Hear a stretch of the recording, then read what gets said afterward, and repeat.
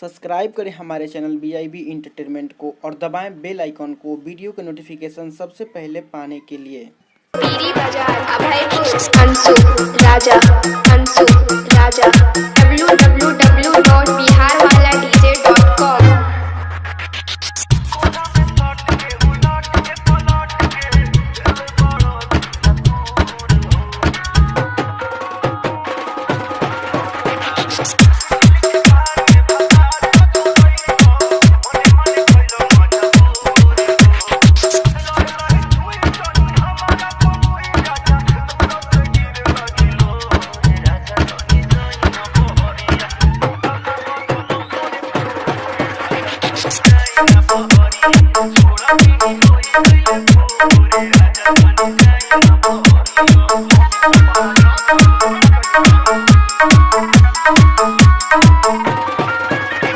भाई जी डीजे